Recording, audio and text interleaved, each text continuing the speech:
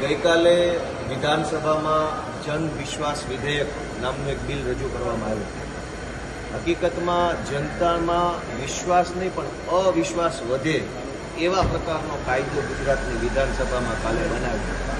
મેં એનો ભરપૂર વિરોધ કર્યો કે ગુજરાતની વિધાનસભામાં આવા કાયદા ન બનવા જોઈએ, પરંતુ બહુમતી છે ભાજપની એટલે એણે મન ફાવે એવા કાયદા બનવા. કાયદો એવો છે કે ગુજરાતના સહકારી વિભાગમાં એટલે કે સહકારી મંડળી, દૂધ મંડળી, ખાંડ મંડળી, મત્સ્યોદ્યોગ મંડળી, ખેતી મંડળી, અમૂલ સંઘ, સહકારી કોઈ પણ ક્ષેત્રમાં કોઈ માણસ ખોટા ડોક્યુમેન્ટ આધારે, ખોટી જાહેરાત આધારે, ખોટી સહી આધારે, ખોટા કોઈ પણ પ્રકારના પુરાવા આધારે એમાં સભાસદ બની જાય, ડિરેક્ટર બની જાય, ચેરમેન બની જાય તો એને હવે જેલની સજા નહીં કરવામાં આવે પણ 5,000 રૂપિયાના દંડની સજા કરવામાં આવે.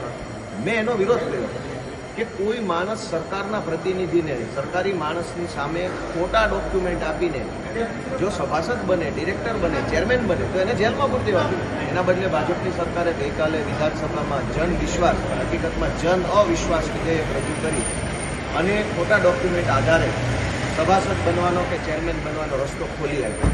બીજી વાત કે ખોટા ડોક્યુમેન્ટ ખાલી સભાસદ બનવા માટે નથી વપરાતા, ખેડૂતના નામે લોન લઈ લેવામાં પણ ખોટા ડોક્યુમેન્ટ વપરાય.